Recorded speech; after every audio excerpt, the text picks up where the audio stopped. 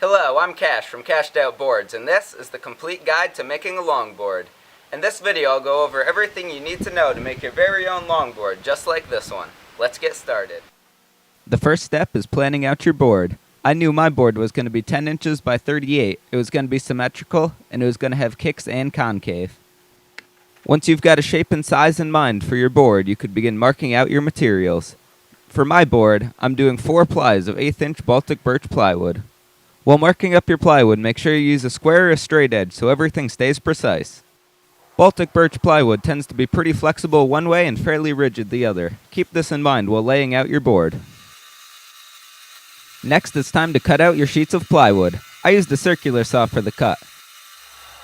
Make sure that your plywood is clamped down and that you always wear safety glasses. Now that you've got your plywood cut out, you're going to need to make a press to turn the wood into a longboard. Start by finding a very sturdy board that's a little bit longer and a little bit wider than the board you're trying to make. Next, find some long skinny strips of wood which will be used to give the board concave. Also, if you want kicktails, find some scraps to do that too. To press the board into place, I made my own clamping system. To make a press system like mine, you'll need to start by cutting 4 2x4s, which are about 4 inches wider than the width of the sturdy board which you're going to press your longboard on. Then cut 4 pieces of threaded metal rod. The rod has to be long enough to go through 2 2x4s, the plywood of the longboard, the sturdy board that you're using for the press, and it also has to have room for nuts and washers. Make sure you smooth down the ends with a grinder so the nuts will start smooth and so you don't get cut. Next, drill a hole at each end of each 2x4 that you cut earlier. The hole should be about 2 inches in from the end and dead center. The hole should be slightly bigger than the threaded metal rod that you just cut. Then get some nuts and washers that'll fit over the threaded rods you cut. Here's a shot of all the materials you'll need to press your board. Now we'll do a quick explanation of how the press works. Alright, so here's the press just set up with 1 sheet of plywood in there to demonstrate how it works. So you have your bolts going through here with the nuts attached and the plates to spread out the pressure on the board so they don't pull through. And when you tighten them, it puts pressure on this and bends the board into your shape. Next, cut some cardboard spreaders to spread the glue. Also, get some wood glue. I'd recommend Titebond 2 or 3. Now it's time to actually press your board. Get the concave and kicktail shim set up and place the first sheet of plywood on it to get ready for gluing. Squeeze on a lot of glue and spread it evenly. Make sure you get the edges. I'd recommend getting somebody to help you with this process because it makes it a lot quicker and easier.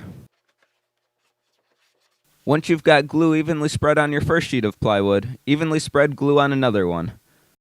Then place that sheet on the first sheet with the glue sides touching. It's always better to have too much glue than not enough. Repeat this process until all your sheets of plywood have glue on them. Obviously, don't glue the top side of the top sheet.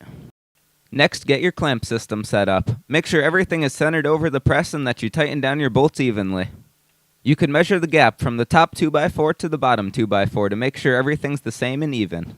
Once that's all set, add extra clamps as needed to make sure there's no separation between any of the layers of plywood. This will ensure your final product is super sturdy and will last forever. Now double check everything and say a prayer to the longboard gods. After about 24 hours, you could unclamp your pressed longboard. While you wait, it's a good idea to make a full-scale pattern of the board you planned out earlier. This will make it easy to transfer your actual design onto your longboard.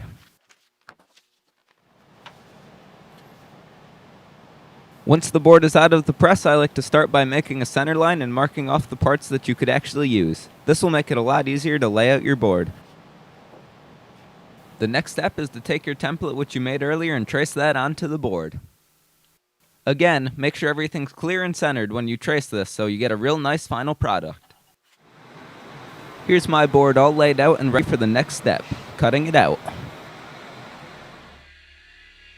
To cut out my board, I used a jigsaw, but a bandsaw would also work great. Make sure you use safety glasses while you do this and that your longboard is clamped down. Also, cut slightly outside the line because you could always take more material off, but you can't put it back on. Once I got my longboard cut out with my jigsaw, I continued to rough out the shape by using a belt sander.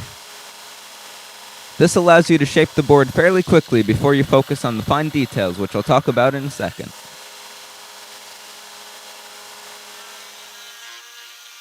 To get the radiuses on the board that you can't get with the belt sander, I used a dremel tool with the sanding disc attachment.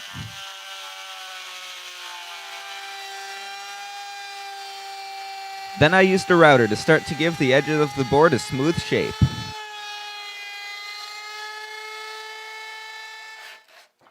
To further smooth and round the edges of this longboard, I used methods from my video, The Complete Guide to Perfectly Rounded Longboard Edges. If you haven't seen that yet, it's on my channel and I'd recommend checking it out. Here's a shot of my board with the rounded and smoothed edges.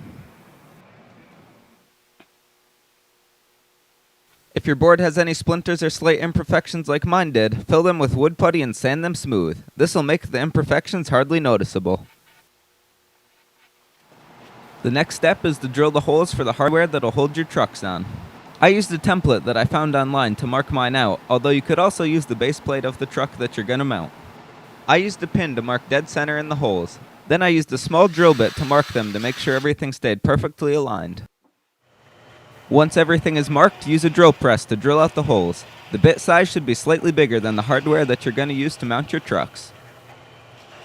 Next, use a drill with a countersink bit to make sure that the heads of the hardware sit flush in the board. This will give it a nice clean look. After that, I like to use a palm sander on my boards to make sure everything is perfectly smooth and ready for the graphic and clear coat. For this board, I'm using a vinyl stencil to apply the graphic. Make sure you mask the rest of the board off so you don't get any overspray on it. Next, I did multiple very light coats with the airbrush. This avoids bleeding and makes the graphic look great. Once everything's dry, you could peel off your masking to reveal the design, which I'll show and explain at the end of this video. In addition to the central circular graphic on this board, I added some pinstripes using a similar method. Once your graphic is all set, it's time to clear coat your board. I like to clear coat the top of my boards first and use Minwax Spar Urethane. I also like to use foam brushes because they're cheap and you could throw them out when they harden, which avoids cleaning. Make sure you do an even coat that isn't so heavy that it'll drip. It's also important to scuff between coats, which will take out any imperfections in the clear coat, giving you a much nicer final result. For my longboards, I like to do 2 coats on the top and 3 on the bottom. Also, make sure you clear coat the edges between every coat because that area absorbs a lot of clear coat. Once you've got your board all clear coated up, it's time for one of the final steps, grip tape. For the grip tape on this board, I'm doing a design that's very similar to the one shown in the complete guide to custom pinstripe grip tape. If you haven't seen that already, check it out on my channel. Once you've got your design all set, carefully apply it to your board. Work from the centers of each piece of grip tape out to avoid air bubbles. Once the grip tape's all applied to the board, rub around the edge with something metal. This will take off the grit and make it much easier to cut with the razor blade. Once that's all set, grab a razor blade and cut off the excess grip tape. Make relief cuts at the radiuses of the board to make the cutting of the actual grip tape easier. It's important to work in smooth, fluid motions at a consistent angle if you want a nice final product. Once all your excess grip tape is cut away, it's time to open up the hardware holes. To do this, I use a pin from the back side to mark the hole, and then I use a countersink bit to get rid of the grip tape in the hole. There's just one last thing that I did to my board before it was finished. I wet sanded the bottom and used a buffer with a cutting compound to give it a mirror finish. This really makes both the wood grain and the graphic glow and shine and look great. Once you've done that, you've completed your longboard deck. Here's some shots of my finished board. You may not know this, but I'm the drummer for an up-and-coming rock band, Chronic Rhythm, and that's where the graphic on this board comes from. If you're interested in checking us out, I have some links in the description to where you could find us.